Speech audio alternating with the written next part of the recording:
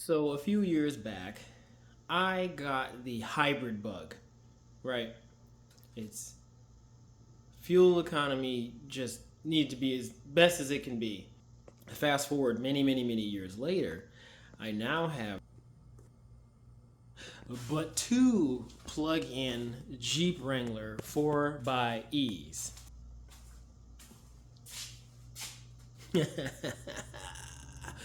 But I need more than that. So my commute daily is about 55 miles, from home to work, picking up the kids from school, what have you. So I need a vehicle that can at least do about 55. Now, I'm super lucky in that the Jeep gets about 24 miles of electric range. And then it turns into a regular standard hybrid at that point. So it still burns gas. I hate it that everybody thinks that these things are full electric, and when you tell them that it only gets like under 30 miles, like, oh, how can you, why would you think that there is a vehicle out there and all it is capable of driving is 30 miles, period? Like, no, there is a 17-gallon gas tank, but we're not talking about that. In this episode, we're going to be talking about how I practically am cross-shopping a Jeep Wrangler 4xE plug-in hybrid at about 24 miles, give or take. Now, mind you, right, it's got aftermarket rear bumper. There's the plug. That's where it goes, by the way. Standard J1772 connector. Nothing fancy. I do have two level 2 chargers, but for in here, we just use the level 1 because we just charge overnight. Aftermarket front stubby bumper. Get access to that front tire. A winch that's covered up because it's pretty. No, cable, and you don't want that stuff getting beat by the sun. Anyway, oh yeah, and some 35s that I just have hanging around. Kept this one pretty much stock for now. This is the other one that we use. This is a 2022. That's a 2021. And to be honest, they have been everything that we have come to expect a Jeep Wrangler 2V, but then more, because I can go generally during the week. I go from home to work, and I have the ability to charge, by the way, for free at work. So I leave home with 24 miles of range. I unfortunately work 25 miles away, 25.1 miles. Because there is a little bit of an elevation change in the favor of efficiency, meaning I'm downhill from my job, or I'm uphill from my job. So going to my job, I actually can get all the way to work and plugged back in before the gasoline engine has a chance to fire up. On the way back, that's not so much, especially during the hotter months. The air conditioning is on full throttle, and of course that eats into any range, whether it be gas or electric. So at that point, I can't make it fully on electric, but I can make it with only using about maybe, the gas engine will be on for maybe 5 to 7 miles. And while I'm using that mode, I use the blended hybrid mode in that.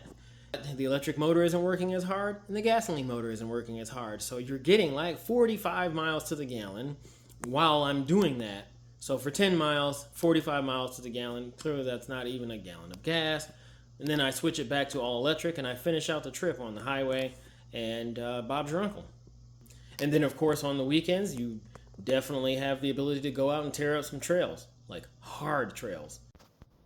Let's see what it's like just getting into the Jeep Wrangler 4xE. Check this out. All right. So, as you know, or maybe you don't know, but it is keyless entry, hands-free entry. You just put your hand on the doorknob. Love that feature, by the way. I know Toyota's been doing that for like 100 years, but whatever. Here we are. And just slide in there. All right, let's fire it up. Let's see how this Jeep is doing, by the way. All right, this one is not lifted. It has the standard tires and everything like that. So this one actually gets 27 miles of all electric range, and 427 miles altogether, because it gets 400 miles on the tank, and we average about 49.3 miles to the gallon in this. Yep.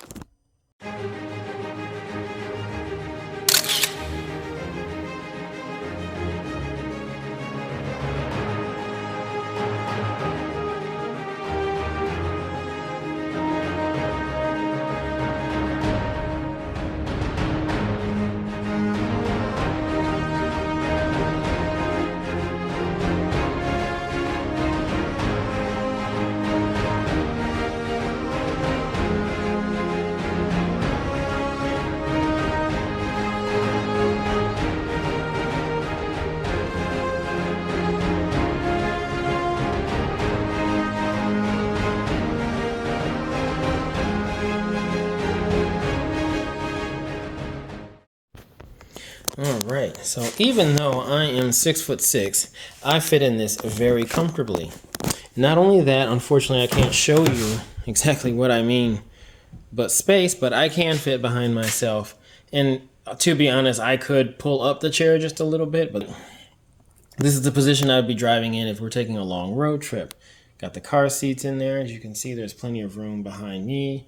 That chair, actually, that could go up a little bit more. The back part, not sliding it, but just the reclined part of the seat would just go up further. But yeah, there's plenty of room. I could fit in that car seat. Let's try it. All right. This is my daughter's car seat, so let's see if we can fit in this. Bear with me here. This is not easy. All right. So yeah, I can actually still fit in here.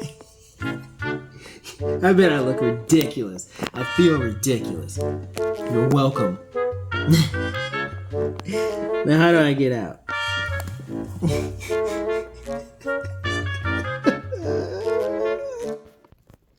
Sitting down in this thing is actually a very nice place to be. It does have a footrest, and it does accommodate my size 16 shoe.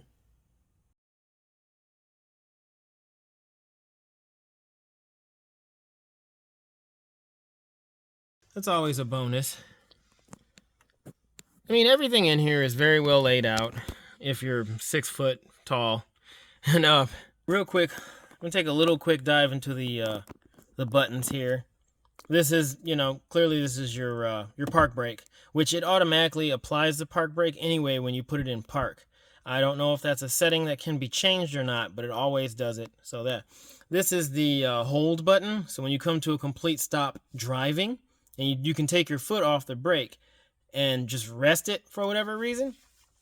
And then once you just tap on the brake pedal, it will release the brakes and you'll be able to drive forward again.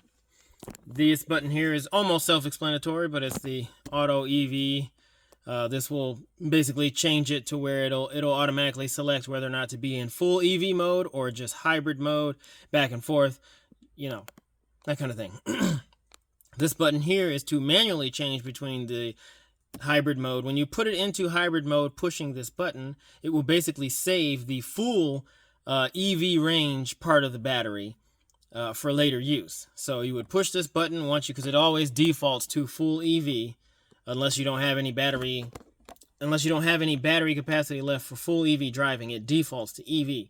But if you want to save that 42, I've been getting 49 miles out of this thing. If you want to save that, you can just simply push this button and you'll be driving in hybrid mode, which will net you about, EPA says 38 miles to the gallon. I've been averaging about 42 in mixed driving, highway, stop and go. So you know how that is. This button / knob here is to change how the vehicle operates. Basically, you were to twist it to eco mode, you will get the best economy. Even the air conditioning has an eco mode and heat, so that will help save you energy. If you were to twist it here, it would go into sport mode, and sport mode is for aggressive driving. And then if you just want to drive normally, you just push that. There you go.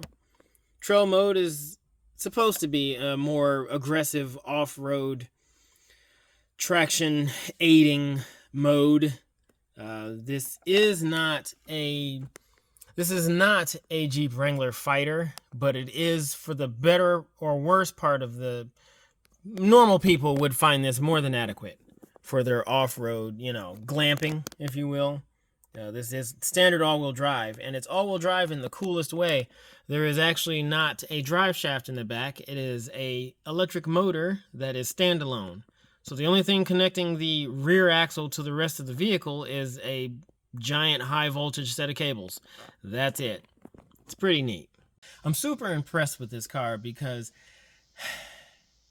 if your commute to work, or at least if you can't charge, if you can only charge in one place and your commute is less than 50 miles, you would very well have this. You could have this vehicle and not charge all week driving back and forth to work. And And then during the weekend, you will have like 550 miles of gasoline range.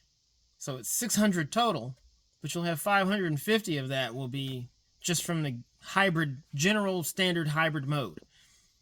And then you've got the electric range. So this is a fantastic road trip vehicle. It's got a ton of space. My head actually hits the headrest. It actually comes up far enough. I have a ton of headroom.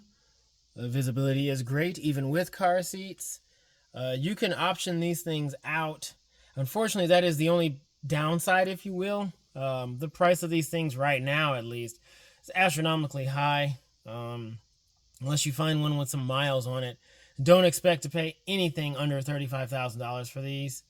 That is $5,000 outside of what I would call a bargain for any plug-in vehicle. For example, it's not apples to apples, but a plug-in hybrid Honda Clarity, which has been discontinued, yes, but obviously the car still lives and breathes every day. If you're able to find one, you can find one of those for under 30 grand easily with very low miles. Even if it had high miles, there's a very good chance that it was high miles on the electric motor. The gasoline engine barely moved. So, same thing with this. And segue into that, there is a fuel oil refresh mode, and it sounds just like what it means. After 90 days of not touching the gas at all, which is very easy to do, it's a plug-in hybrid. Even I have a hard time sometimes getting, the gas engine to turn on because I'll be driving an all-electric. Or if you just simply floor it, it'll turn on again. But anyway, it's a different story. After 90 days of not having burned a drop of gas, or enough gas anyway, the vehicle, while it's driving, will unfortunately enter into a mode that's called fuel oil refresh mode, where it is trying to move things around, literally. Burn some of that gas that gets stale, because 3 months, 3 months with ethanol is a long time for gas to be just sitting there, which is unfortunate, because had it not been for that, you would use even less gas, but we won't get into that. The Toyota Prius Prime and the Toyota RAV4 Prime, like the one we have here, they don't have this mode. So what ends up happening is, not as much on these because they're still relatively new, but the Prius Prime drivers will drive their car in electric mode and never use the gas until, for example, I know of a person that didn't drive for a year and a couple of months, like a year and 3 months, did not turn on that gas engine for that amount of time. They've been driving the car every day. They never drank up their EV miles, so they were always just plug to plug, so they never drove outside of that range. Year and 3 months later, they're going to take a longer road trip to where they're actually going to use the gas. When the EV range gets used up, it's time to turn on that gasoline engine. It tries to start, fails to start. Now you're dead in the water. What happened? The gas got stale. Plain and simple, it got stale. There is no forced fuel oil refresh mode on these Toyotas, at least not yet. At least not to my knowledge. In that case, yeah, just keep the fuel low if you can. That's even less weight too, so better economy maybe. Less weight in the vehicle, and you keep about 4 or 5 gallons in. That's more than enough. 4 or 5 gallons is still like 250 miles. So that's that's crazy. That's still close to 250 miles with 4 or 5 gallons in the tank. So even if you were to run out on electric range, which is almost 50 miles, EPA says 42. I've been getting 49, so whatever. With air conditioning. So I'm able to charge at home, and then I'm able to charge at work for free. So 25 miles, I still have plenty to go when I get to work. 25 miles back home, I still have plenty of electric range to go when I get home. And that's the benefit of these. And then if I ever want to take a road trip, you got 550 miles of gas hybrid juicy goodness. But when it comes to a plug-in hybrid for road trips and just overall day in and day out stuff, I'm sorry, the RAV4 Prime takes it hands down. However, if you want to get into anything messy, the Wrangler 4xe is your only choice. It really truly is, because you can put a lift on it, you can put lockers in it, you can put a winch and everything like that on there. The RAV4 is not trying to be a Wrangler killer, and the Wrangler is not trying to be a RAV4 Prime killer. It's nothing like that. But if you can have both, I personally would have both. The other thing is, this actually is fun to drive because it has 302 horsepower, and even though Toyota doesn't have these figures publicly, if you do add it up, this thing has like 451 pound-feet of torque. So it's no slouch. It is no slouch. This is actually the fastest Toyota that Toyota makes. Even not faster than the Supra, because the Supra has a BMW drivetrain, so that's not the same thing. You know what I'm talking about. But so yeah, this is spirited, fun to drive, 0 to 60 in like 6 seconds or less. Might even be less. I think it's like 5 something. Anyway, so yeah, it's not slow. It's very efficient. It's roomy. It's roomy enough for 4 people.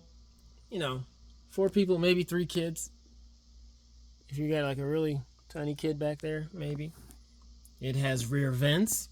You know how I like my rear vents? The air conditioning in this thing is superb. It will run you out of the car. It is a heat pump system like you would find in a house, a common day house. It is a very complicated system, especially when it comes to the thermodynamic part of it. When it's doing the heat exchange of this and the cool exchange of that, it is far beyond. It will require some extra maintenance too. I think at about 80 or 90,000 miles, you have to take it in to get the air conditioning serviced in such a way, almost like a top off. I don't fully understand exactly what that is, but you will have to get this thing serviced AC wise every 80 to 90,000 miles because it is a very complex system and it needs to be serviced. Sound system is good.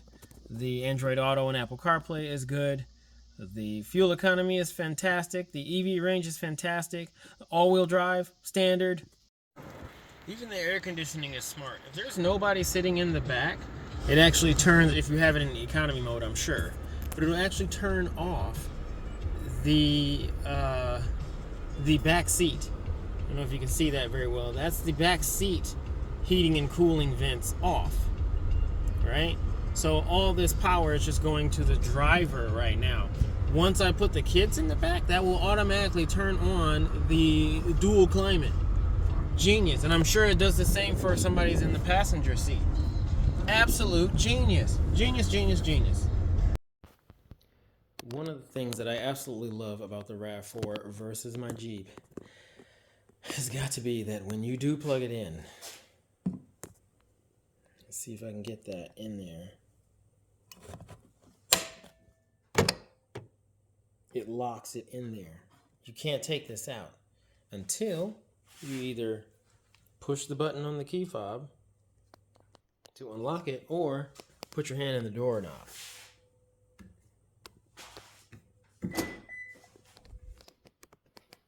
Then it can be released.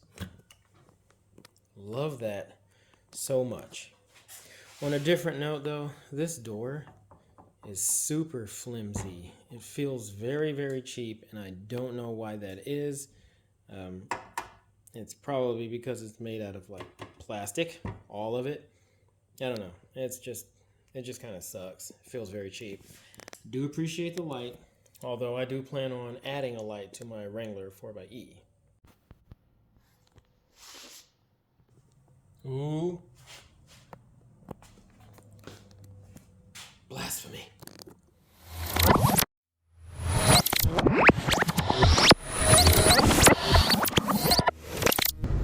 All right, this is sort of my my final thoughts on the vehicle. I'm on my way to California right now to drop this back off. Womp womp.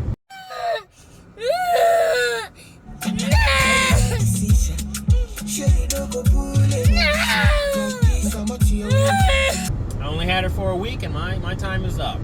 Here are some final thoughts. If you followed my channel for any amount of time, you know that my favorite plug-in hybrid vehicle, beside my own Jeep Wrangler, but my favorite plug-in hybrid vehicle for the masses, for the everyday use, used to be the Honda Clarity. Now the Toyota RAV4 has definitely taken that mantle, crushed the mantle, built a new mantle, and then put that mantle on top of the crushed mantle. And yeah, This also gets 48 to 50. I should have taken a picture. I literally started out with 52 miles of electric range before I started my trip, and which is phenomenal. This is an SUV. It is standard all-wheel drive. I have very little notes about what I don't like about this vehicle. When the air conditioning is on, it is cold. Oh my goodness, it is cold. It does not affect your mileage as much as other vehicles. The only bad thing is that this will require maintenance. Let me see if I can get a better view here. The only bad part is that it will require maintenance apparently at every 90,000 miles. I'm not sure what exactly that maintenance is. I'm not sure what entails in that maintenance, but apparently it's big enough to where it's in the manual that you will have to have your air conditioning serviced. The seating position, I can sit behind myself. The rear seating has a ton of headroom. It has a very decent amount of leg room. It's not a ton, but it is very decent. In my driving position, my knees do touch the back of the seat ever so slightly if I sit behind myself. But that can be very easily remedied by just simply adjusting my seat as the driver just a ½ inch up. Because I'm not gonna lie, unless it's like a super long road trip, you don't actually have to have the seat all the way back. I can definitely either move the seat up a ½ inch, like that much. Yeah, I just moved my seat. You didn't even know, did you? Anyway, or the recline feature, just simply straighten up a little bit. Just straighten up just ever so slightly. That's more than enough to give me like an inch of room for my knees now. This even has a sunroof, for crying out loud, and there's still plenty of headroom. I am so amazed by that. The cargo capacity, absolutely brilliant. You don't get a full-size spare. You do get a donut, but it is a very large donut. That doesn't really help you in ways of longevity, for example, but at least you're not sitting on the side of the road waiting for a tow truck or waiting for a can of Fix-A-Flat that they include with that crazy little $10 pump that they ordered from Temu or something.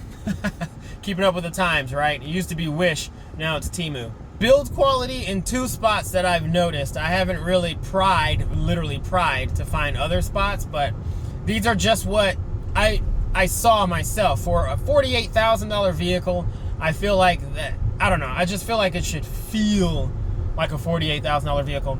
The rear bumper is very flimsily and very just, I don't know, it's not very well put together on the back. Maybe that's just my car. Maybe I can find another XSE plug-in hybrid of this year, and this is a 2022, and maybe that's not the case. But the rear bumper, like the rear bumper cover, I should say, it flaps going down the highway, and you can hear it very prominently, and then you can see it. If you just simply push on the back bumper cover, it just kind of flexes, and maybe that's by design, but I don't know. I feel like that shouldn't do that, but maybe that's just me. Maybe I'm overreacting. The second thing is the charge port door feels very cheap. It is very large, it is very in charge, but it, no pun intended, but it is very cheap. The thing feels like every time you open it, it feels like it's going to break. That's honestly, oh, and the price. I think these things are way overpriced right now, but every car is right now. It doesn't matter what it is. You could look at a 1998 Dodge Caravan with 400,000 miles on it, and they still want like 10 grand for it. So the price is, you know, that fluctuates. So I really won't stay too long on that subject, but the price of these things is a little bit out of control, and especially since it does not qualify for any current incentives at the time of filming that I'm aware of. I could be wrong. They keep going back and forth with everything. I'm a little lost. The armrest itself has a decently deep pocket with 2 USB-C ports. So they are on the up and up. Heated seats, not cooled seats in this one, but I believe cooled seats are available. Fantastic vehicle. This is not a replacement for a Jeep Wrangler 4xe, but for an everyday driver and a weekend road tripper or whatever, I mean, 50 miles on electric range, and then an additional like 500 plus miles, like 550 miles with just using the gas when it's just a standard hybrid. 600 miles of range. 600 miles of range. So the best course of action with these is to day in and day out, use back and forth to work, your daily commute. Throw about $3 worth of gas, $3 gallons worth of gas in this thing, which is now about 50 bucks. Gee, just throw about 3 or 4 gallons in the tank and then do your daily commuting stuff. Because at 50 miles on electric range, I can drive to work with no problem. And I drove to work this morning very spiritedly because the flow of traffic was just astronomically high. I don't know what that was about, but I still had I live 25 miles away, and 25 miles minus 50 should equal 25 miles. I still had 30 miles of all-electric range. I wish you could test drive these long enough in a week. I wish test drives were a week. I really do. I wish they had these weekly test drive deals. That is the only clear way to really, beyond the shadow of a doubt, to really use this vehicle as a daily and see how it is. My daily commute, or actually after I pick up the kids, it's actually more than 25 miles. Especially with the AC going at the end of the day. So, yeah, I cannot stress this enough. This blows the doors off the Honda Clarity. And I love the Honda Clarity. I love the space in the Honda Clarity. So, yeah, if you remember, the only gripe that I had about the Honda Clarity, the fact that it has a trunk. I am an SUV guy or CUV guy, whatever you want to say. I don't own a single sedan. The one time I was literally given a sedan for free, and I put a little bit of money into it and I sold it immediately. Got a minivan. That doesn't sound right now that I'm saying that out loud, but you get where I'm going with that. As of right now, we got 2 pickup trucks and 2 Jeep Wrangler plug-in hybrids. We are not a family of sedanists. 5 stars, ladies and gentlemen, 5 stars. I would never trade this for my Jeep. There is no other vehicle that does this. From here, you can only go to full electric at that point. Oh yeah, that's it in a nutshell. Those are my final thoughts. I've got nothing but good things to say about, except for the few pieces of cheap paneling. Other than that, this car is fantastic. I really am blown away by this vehicle. Even the maintenance, general maintenance is actually very easy to do. As you can see, that you can get to all 4 spark plugs on the top of the motor right there, no problem. If you can't afford to, honestly, if it were my money, I would simply have the Jeep Wrangler for the fun stuff. The plug-in hybrid, of course, because of that power. And then I would have the RAV4 as the daily commuter / grocery getter, what have you. You can definitely do both, but the efficiency of the RAV4 Prime is a lot higher than the Wrangler 4xe. However, I can't bring myself, personally, to just have the RAV4, because my lifestyle does support the need and the want for a Jeep Wrangler. So if money was no object, I would have both. At this point in time, I would have both, because the RAV4 is unmatched as a plug-in hybrid vehicle for the space, the efficiency, all that good jazz. So I do hope this video was helpful. Let me know if you have any questions, comments, concerns. Drop them in the comment section below. I'll see you guys in the next video. Goodbye.